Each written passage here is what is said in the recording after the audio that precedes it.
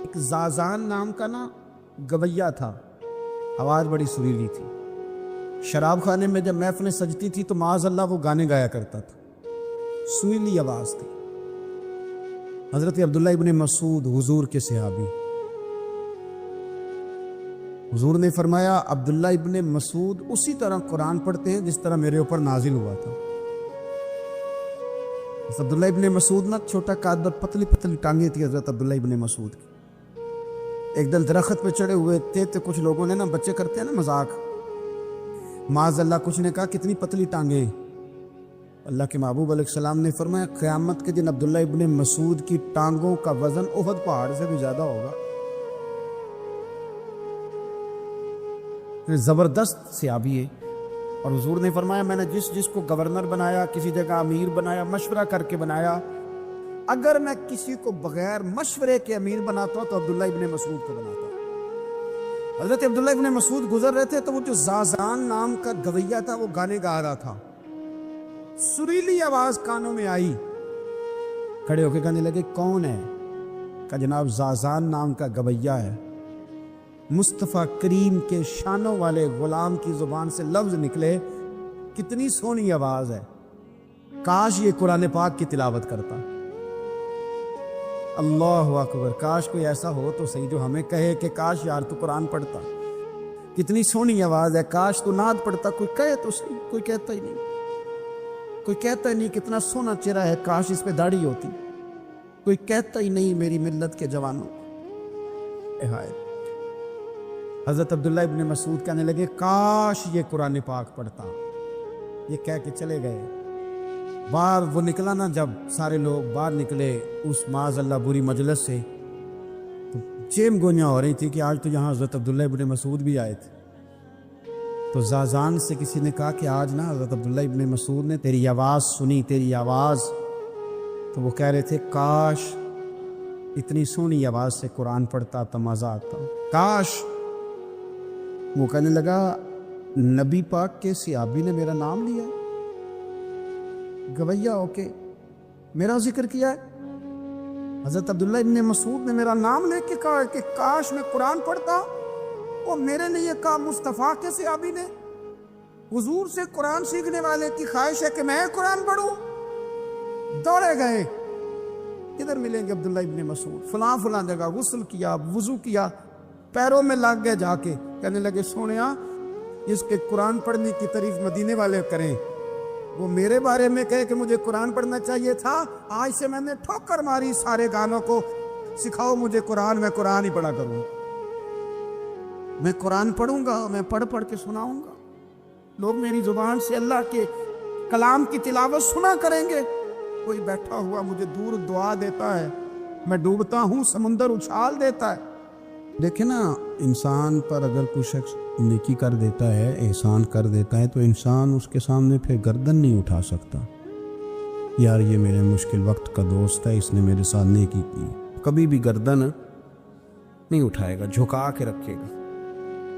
تو اگر عام کوئی نیکی کر دے تو اس کے سامنے انسان کبھی گردن نہیں اٹھاتا۔ تو جو رب ساری نعمتیں عطا فرمائے، جو کہے کہ تیری تخلیق میں نے کی، تجھ سے پہلوں کو بھی پیدا میں نے کیا، تیرے لیے زمین کا بچھونا بھی میں نے بچھایا، آسمان کی چھت بھی میں نے لگائی، تیرے لیے زمین سے ساری اناج کو، پھل کو، کھیتیوں کو نکالا بھی تیرے لیے، اب تو اس طرح کر کہ تو میری عبادت کر، تو میری بارگاہ میں جھک جا۔ بہت سارے نشے لوگوں کو لگے ہوئے ہوتے ہیں، ہر آدمی کوئی نہ کوئی نشہ کرتا ہے، کوئی دولت کا کرتا ہے، کوئی شہرت کا کرتا ہے، کوئی اپنی تعریف کا نشہ کرتا ہے، دو چار لوگوں سے تعریف سن کے مطمئن ہو جاتا ہے۔ ناراض تو نہیں ہو گیا اس جملے سے؟ آپ کرتے ہیں لوگ دولت کا نشہ بھی، یہ جب نقصان ہوتا ہے تو بندے بیمار نہیں ہو جاتے؟ پیسے ڈوب جاتے ہیں تو لوگ بیمار نہیں ہو جاتے؟ اس کا مطلب یہ ہوتا ہے کہ نشہ ٹوٹ گیا ہے۔ اب بہک ہوئے ہیں نا تھوڑے سے تو کانپتے ہیں، تڑپتے ہیں، پریشان۔ نشہ ہی اسی طرح ہی کرتا ہے نا، نہیں ملتا تو پریشان ہوتا ہے۔ یہ سارے نشے ہیں۔ مختلف قسم کا نشہ. ہم مانتے نہیں اس بات کو, تسلیم نہیں کرتے, کیونکہ تسلیم کرنا بڑا مشکل کام ہے. اس کے لیے تو بڑی ساری چیزیں جو ہے وہ دبوچ کے اور بڑی سارے رستے پھلانگ کے آنا پڑتا ہے, تو بڑا مشکل ہے ماننا, ورنہ کرتے ہیں ہم. ہمارا مزاج ہے. یہ گھومنے پھرنے کا, دنیا دیکھنے کا بھی ایک نشہ ہے. یہ بہت ساری باتیں کرنے کا بھی ایک نشہ ہے. گپ شپ کا بھی ایک نشہ ہے. دو چار لوگوں کی جب تک پگڑیاں نہ کھول لیں, بعض لوگوں کو نیند نہیں آتی. یہ غیبت کا, چغلی کا, بددیانتی کا, یہ بھی ایک نشہ ہے. اس پر ملا رومی رحمۃ اللہ نے بڑا کلام لکھا ہے. وہ کہتے ہیں مانگ کے کھانے کا بھی نشہ ہے, مانگ کے کھانے کا بھی نشہ ہے. وہ کہتے ہیں کہ ایک بھیک مانگنے والی خاتون تھی, تو بادشاہ کے پاس بھیک مانگنے آئی, تو بادشاہ کو پسند آ گئی, اس نے شادی کر لی. اب اس کو عادت تھی بھیک مانگ کے کھانے کی, تو وہ کنیزوں سے کہا کرتی تھی کہ فٹافٹ نہ روٹی لے کے آیا کرو, میں 2-3 دفعہ مانگوں تو پھر لایا کرو, کیونکہ ایک نشہ ہے نا, تو میں مانگوں 2-4 دفعہ تو پھر. تو انسان بہت سارے نشے کرتا ہے, یہ مانتا نہیں. یہ موبائل, یہ فیس بک, یہ سارے نشے ہی ہیں. اپنی فوٹو لگا لینا, سارا دن اسی کو دیکھتے رہنا. اور بڑے بڑے سیانے بندے جو وزادار ہیں, بڑے وزادار لوگ ہیں, لیکن وہ بھی سنجیدگی کے قائل نہیں, اس طرح کے نشوں کا شکار ہیں. یہ سارے نشے ہیں جو ہم نے پال لیے. ہمارے صوفیاء, ہمارے بزرگ فرماتے ہیں کہ تم اس طرح کرو, اگر سارے نشوں سے بچنا چاہتے ہو تو سجدے کا نشہ شروع کرو, سجدے کا نشہ شروع کرو. یہ نا اقبال کہتے ہیں, وہ عطار ہو, رومی ہو, رازی, آپ بات کو سمجھیں, عطار ہو, رومی ہو, رازی ہو, غزالی ہو, کچھ ہاتھ نہیں آتا بے آہ سحرگاہی. کہتے ہیں بہت بڑا صوفی ہو جیسے فرید الدین عطار تھے, بہت بڑا تصوف کا امام ہو جیسے امام غزالی تھے, بہت بڑا تفسیر کا استاد ہو جیسے امام رازی ہو. عطار ہو, رومی ہو, رازی ہو, غزالی ہو, پر کچھ ہاتھ نہیں آتا بے آہ سحرگاہی. اگر سویرے اٹھ کے روتا نہیں نا اللہ کی بارگاہ میں, اگر تہجد نہیں نہ پڑھتا, تو کچھ ہاتھ نہیں آتا بے آہ سحرگاہی. پھر اس کو کوئی چیز نصیب. میری بات کی سمجھ آ رہی ہے آپ حضرات؟ جب تک آپ سویرے نہیں اٹھتے, آپ اللہ اللہ نہیں کرتے, آپ کو نوافل کا چسکا نہیں, عبادت کا مزہ نہیں. فرمایا میری عبادت کرو, یہ شوق پیدا کرو, میں نے تمہیں پیدا کیا ہے. ہم لوگوں کے نشے مختلف نشے, بڑا عجیب رنگ ہے. محفل کی صدارت کرنے والے بڑے پیر صاحب, بڑے القابات, خو بیچ میں سے بندہ تلاش کرنے سے بھی نہیں ملتا, اتنے بڑے لقب ہے اس کے. لیکن وہ ساج سنور کے 2.5 گھنٹے بیٹھا رہا محفل میں, اور نماز کا وقت آیا تو اس نے مختصر سی پڑھی, وہ نکل گیا. وہ ہلکے سے سجدے کیے. او اتنا بڑا عشق رسول, نعت کا, او ہو کیا بات ہے. اور عشق رسول کا بہت بڑا پیغام اور بہت بڑا مبلغ. وہ بیچارہ سمجھ ہی نہیں سکا کہ اللہ کے رسول نے فرمایا تو نماز پڑھ, میری آنکھیں ٹھنڈی ہو جائیں گی. تو یہ نشے کے عادی تو ہیں, پر حقیقت کے قائل نہیں. یہ بس ٹھیک ہے, خوابوں کی دنیا میں لوگ زندہ ہیں, پر جن کو یہ جو نشہ تھا نا عبادت کا, یہ میرے رسول پاک کی چاہت ہے, یہ میرے نبی کریم علیہ السلام کی. آپ دیکھیں نا, حضور مہینوں جا کے غار حرا میں بیٹھتے. کیا وہاں تبلیغ کرتے تھے؟ کوئی کتاب لکھتے تھے؟ رسول کریم علیہ السلام مہینہ رہتے غار حرا میں. کوئی نہ مجھے دیکھے, کوئی نہ مجھے ملے. حضور یہاں کیا ہے؟ فرمایا میں اپنے رب کی عبادت کروں گا. نبی کریم علیہ السلام نے سجدوں کے ساتھ پتھروں اور پہاڑوں کو آباد کر دیا, سجدوں کے ساتھ. آپ کا سجدہ آپ کو بہت ساری چیزوں سے چھڑا لیتا ہے, یہ بہت ساری جگہوں سے جھکنے سے بچا لیتا ہے. صوفیاء, اولیاء یہ کیا کرتے تھے؟ یہ سجدے کا ذوق ہی تو پیدا کرتے تھے. سجدے کا ذوق. شاہ عبدالعزیز دباغ رحمۃ اللہ تعالی علیہ اپنے مریدوں سے فرمایا کرتے تھے کہ اگر تم پکے نمازی بن جاؤ نا, تہجد گزار ہو جاؤ, تو میرے پاس آنا جانا چھوڑ دینا. عرض کی حضور کیوں؟ فرمایا میں تمہارے اور رب رسول کے راستے میں رکاوٹ نہیں بننا چاہتا، اور میرا مقصود ہے تمہیں وہاں تک پہنچانا۔ جب پہنچ گئے تو پھر میری ضرورت ختم ہو گئی۔ ہاں کبھی وسوسہ آئے، شک پیدا ہو، تکلیف ہو تو آنا، ورنہ میں نہیں چاہتا کہ میں رکاوٹ بنا رہوں۔ تم اللہ اللہ کرو، اس مالک کو راضی کرو۔ میرے رسول پاک علیہ وسلم نے فرمایا بندہ اللہ کے سب سے قریب اس وقت ہوتا ہے جب وہ سجدے کی حالت میں ہوتا ہے۔ کس کے قریب ہوتا ہے؟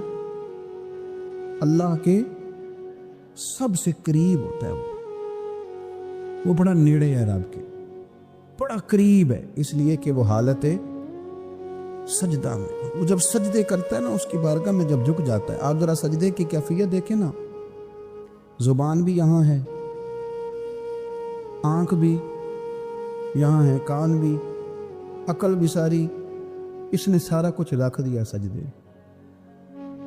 آپ وہ کبھی پیچھے جائیں تو دیہاتوں میں کہا جاتا تھا ناک سے لکیریں نکالو، بہت بڑی سزا ہوتی تھی نا، ناک سے لکیریں نکالو، بڑی سزا ہوتی تھی۔ تو اس نے کہا مالک مجھے کسی نے کہا نہیں، پر دیکھنا میں نے رکھ دی ساری عقل سجدے میں، اور رکھ کے کہا کیا؟ سبحان ربی یا اللہ، اللہ میں پست ہوں تو اعلیٰ، اللہ تو میرا رب ہے اور تو سب سے اعلیٰ اتنا۔ اور فرمایا جب یہ اس کیفیت میں ہوتا ہے تو پھر یہ اپنے رب کے قریب ہوتا ہے۔ کثرت عبادت، نوافل۔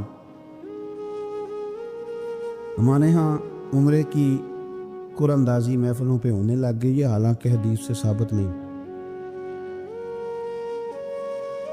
میں دوستوں سے کہتا ہوں جائز ہے، کرنی چاہیے، عمرے کی قرآن اندازی جائز ہے، پر کسی حدیث میں نہیں آئی کہ قرآن اندازی کرو عمرہ کرو۔ حدیث میں قرآن اندازی یہ آئی ہے کہ نبی پاک علیہ السلام نے فرمایا تمہیں پتہ چل جائے نا پہلی صف کا ثواب کتنا ہے، تم قرآن اندازی کرو۔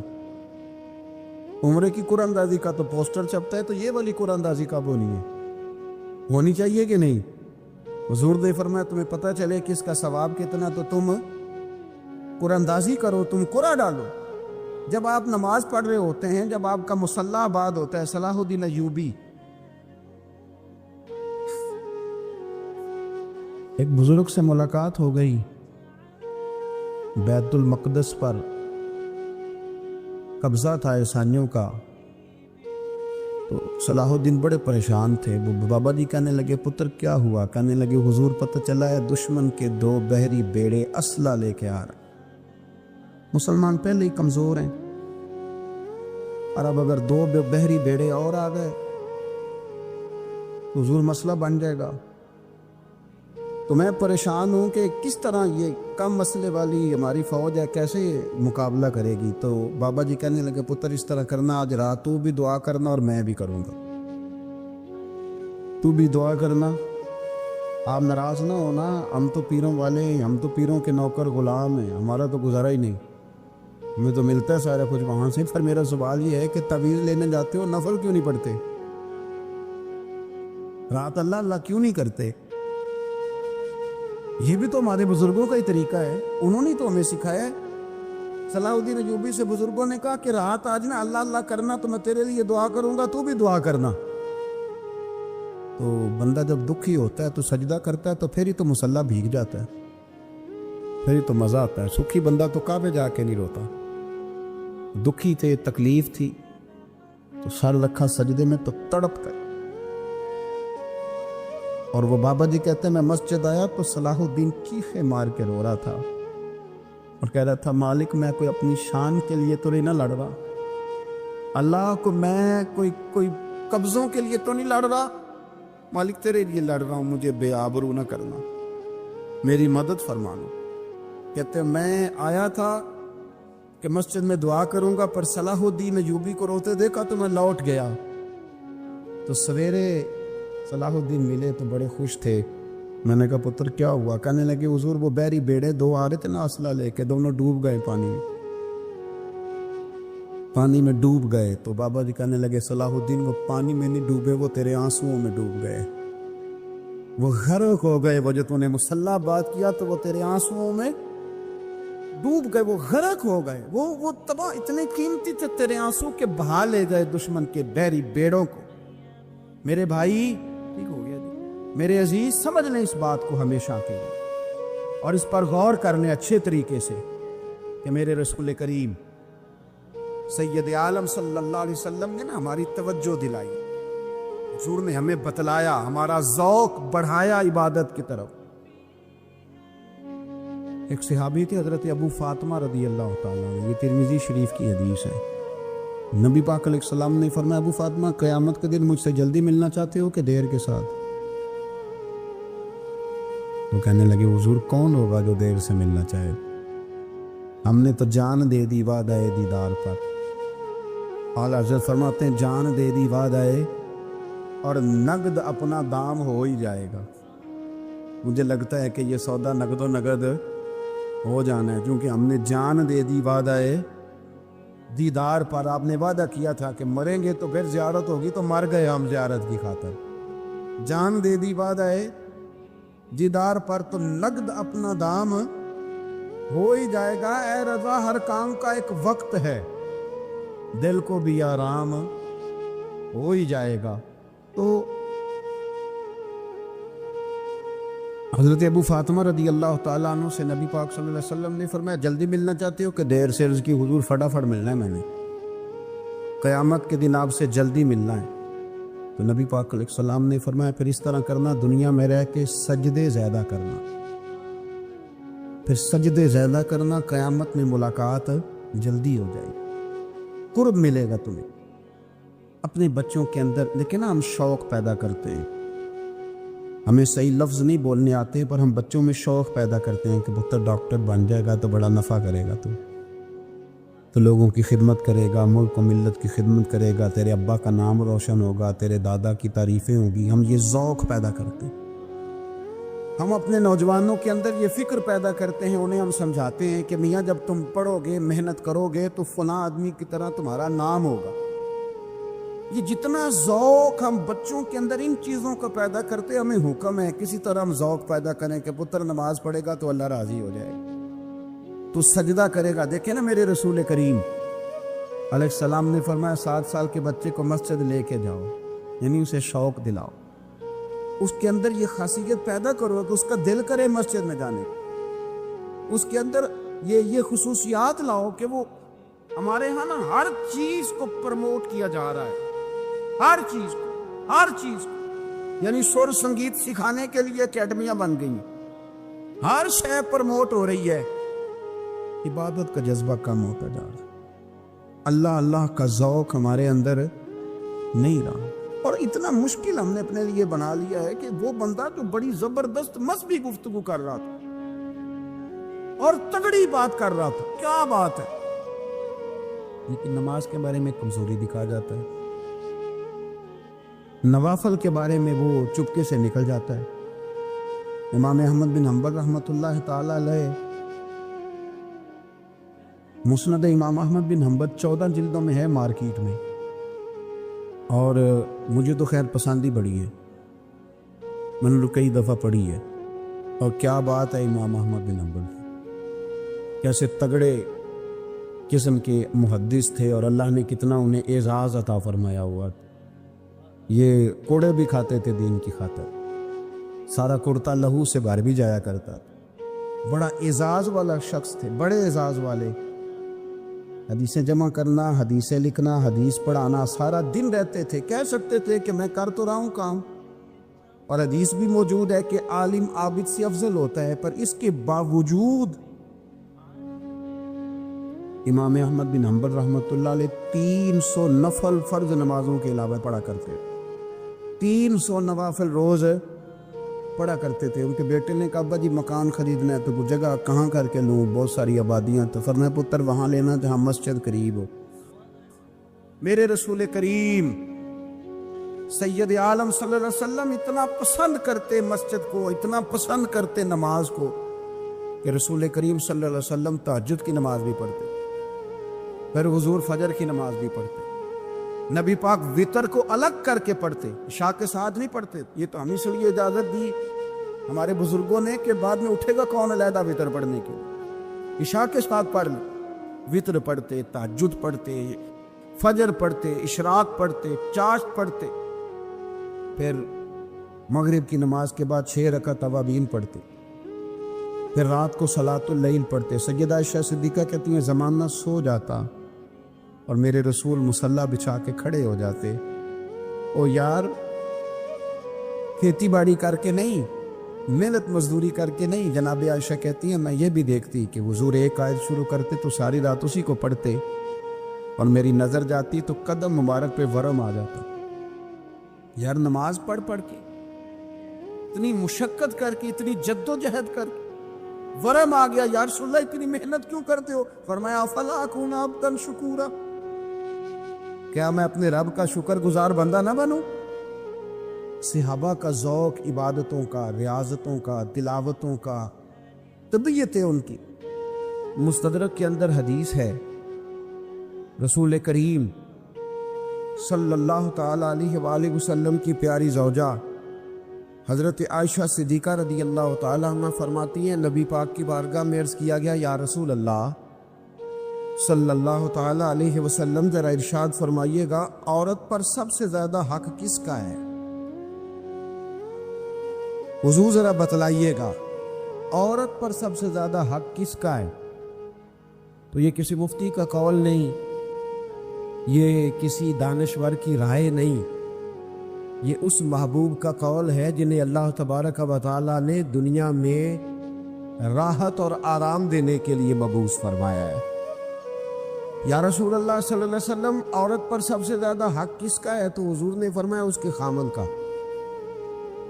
اسی مجلس میں، اسی محفل میں وہ شخص اٹھ کے نہیں گیا، وہی شخص حضور سے سوال کرنے لگا حضور تو مرد پر حق کس کا زیادہ ہے؟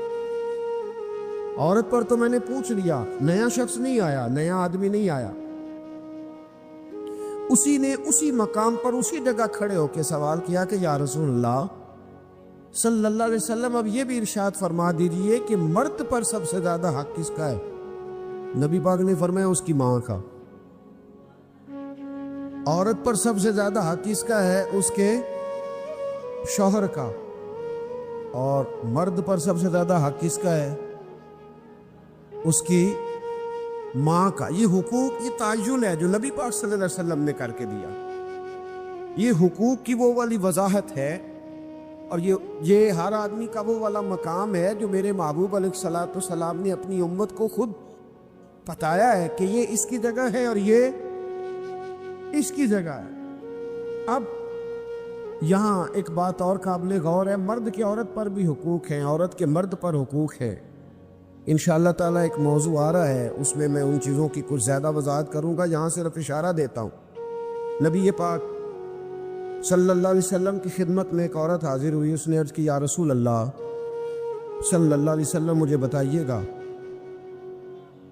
مرد کے کیا حقوق ہیں، اگر میں ادا کر سکتی ہوں تو شادی کروں،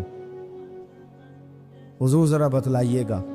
تو یہ حدیثیں ہم نے بیٹیوں کو رٹانی ہے، یہ حدیثیں ہم نے بہنوں کو یاد کرانی ہے۔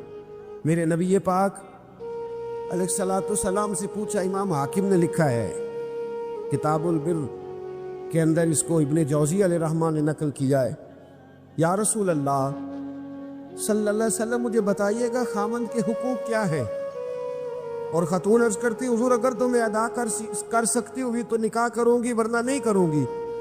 اللہ کے رسول صلی اللہ تعالی علیہ وآلہ وسلم نے ارشاد فرمایا بھئی بات یہ ہے کہ اگر خامند کے جسم سے پیپ نکلے، ریشہ نکلے اور خون نکلے، عورت اپنی زبان سے صاف بھی کرے تو پھر بھی خامند کا حق ادا نہیں ہوتا۔ اور نبی پاک صلی اللہ علیہ وسلم نے وضاحت کر دی، کسی جگہ آپ کو نہیں ملے گا کہ اللہ کے محبوب نے فرمایا ہو کہ میں اگر سجدہ جائز ہوتا تو میں لوگوں سے کہتا مجھے کرو، یہ کہیں نہیں فرمایا۔ حالانکہ امام الانبیاء ہیں، محبوب اس حدیث میں فرمانے لگے سنو اگر خدا کے علاوہ کسی کو سجدہ جائز ہوتا تو میں عورت کو کہتا کہ اپنے خامد کو سجدہ کرے، میں کہتا عورت کہ وہ اپنے خامد کو سجدہ کرے، نبی پاک صلی اللہ علیہ وسلم نے وضاحت کر دی، فرمایا کہ اگر تو یہ والے حق تو ادا کر سکتی ہے تو نکاح کر۔ وہ خاتون بڑی سمجھدار تھی، فوراً بول اٹھی، کہنے لگی حضور میں نہیں حق ادا کر سکتی، لہٰذا میں نکاح نہیں کروں گی۔ میرے عزیز، عورت کو ذمہ داری سونپی۔ پھر میرے نبی پاک صلی اللہ تعالیٰ علیہ وسلم نے مرد کے لیے بھی ان حقوق کا تعین فرمایا، اور اللہ کے رسول صلی اللہ تعالیٰ علیہ وسلم سے جب پوچھا گیا کہ یا رسول اللہ صلی اللہ علیہ وسلم عورت کے حقوق کیا ہے، نبی پاک صلی اللہ تعالیٰ علیہ وسلم سے پوچھا گیا کہ یا رسول اللہ صلی اللہ علیہ وسلم عورت کا حق کیا ہے، تو نبی پاک نے فرمایا جیسا خود کھاؤ ویسا اسے بھی کھلاؤ، جیسا خود پہنو ویسا اسے بھی پہناؤ۔ اور حضور علیہ الصلوۃ والسلام نے فرمایا کبھی بھی عورت کے چہرے پر نہ مارنا، کبھی بھی اس کے ساتھ بغض نہ رکھنا، اسے کبھی بھی تکلیف نہ دینا، اور اسے اگر چھوڑنا ہوا تو اپنے گھر کے اندر چھوڑنا، یعنی اگر کچھ لمحے کے لیے ناراض ہونا ہوا تو اپنی ہی چھت کے نیچے، نکالنا نہ، بھیجنا نہ۔ رسوائی ہوتی ہے جب وہ میکے جاتی ہے تو لوگ باتیں کرتے، اگر چھوڑنا ہوا تو اپنے ہی گھر میں چھوڑ لینا، کچھ لمحوں کو ناراض ہو لینا، کچھ ایسی بات کر لینا، لیکن جب اسے نکال دیتے ہو تو مسائل جیسا خود کھاؤ ویسا اسے بھی، جی جیسا خود کھاؤ ویسا اسے بھی۔ نبی کریم سید عالم صلی اللہ تعالیٰ علیہ وآلہ وسلم نے اس بات کی وضاحت کر دی۔ اب ایک بات جو قابل توجہ ہے جس پر میں آج خصوصی طور پر بات کرنا چاہ رہا ہوں، وہ یہ ہے کہ نبی پاک صلی اللہ علیہ وسلم نے یہ بھی بتا دیا کہ ماں کا بڑا حق ہے، اور حضور نے یہ بھی بتا دیا کہ بیوی کا بھی حق ہے، جو تم نے خود کھانا ہے اسے کھلانا ہے، جو خود پہننا ہے اسے۔ اب مسئلہ پتہ کیا ہوتا ہے، بیوی کا مطالبہ ہے کہ تو سوائے میرے کسی کی نہیں سنے گا، وہ کہتی ہے کہ چونکہ میں آئی ہوں سارا کچھ چھوڑ کے، اب سوائے میرے تو کسی اور کی نہیں سنے گا۔ اماں کہتی ہے کہ چونکہ پیدا میں نے کیا ہے، پرورش میں نے کی ہے، جوان میں نے کیا، تو حقوق میرے زیادہ ہیں۔ یہ حدیث اماں ضرور سنائے گی اگر اسے یاد ہوگی۔ اب اس کا نقصان یہ ہوتا ہے، اگر کسی عورت سے یہ پوچھا جائے کہ تو بتلا کہ بغیر ماں کے کوئی بچہ بڑا ہو سکتا تھا، تو اس نے پال پوس کے تجھے دیا ہے، تو تجھے کیسے کہہ سکتی ہے کہ تو کسی اور کی نہ سن؟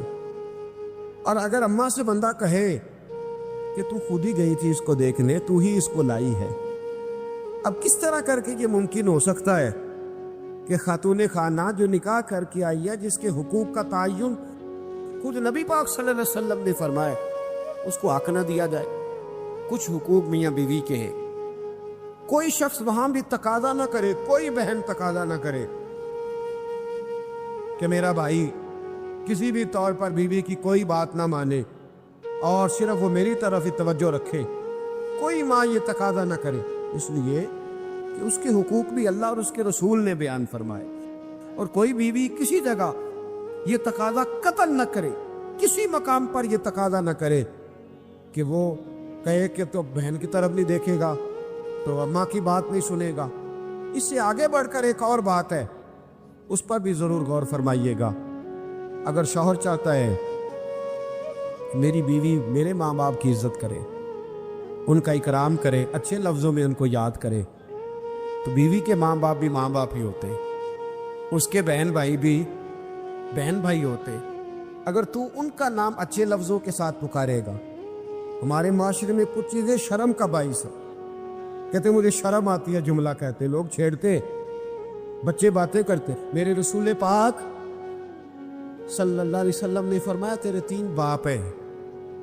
یا رسول اللہ کون سے؟ فرمایا ایک وہ اس نے تجھے جنم دیا، پیدا کیا، جس کی صلب سے تو ہے، اور دوسرا وہ جو تیرا استاد ہے، جو تجھے خیر کی تعلیم دیتا ہے، جس کی وجہ سے تو راہ راست پہ ہے، راہ حق پہ ہے، اور تیسرا فرمایا وہ تیرا باپ ہے جس نے اپنی بیٹی دے کے تجھے بیٹا بنایا ہے، تو اس کے حقوق کا تمہیں خیال کرنا۔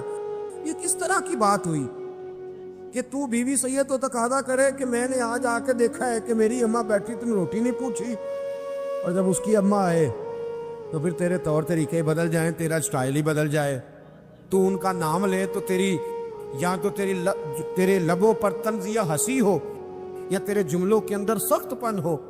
ایسا نہیں ہونا چاہیے.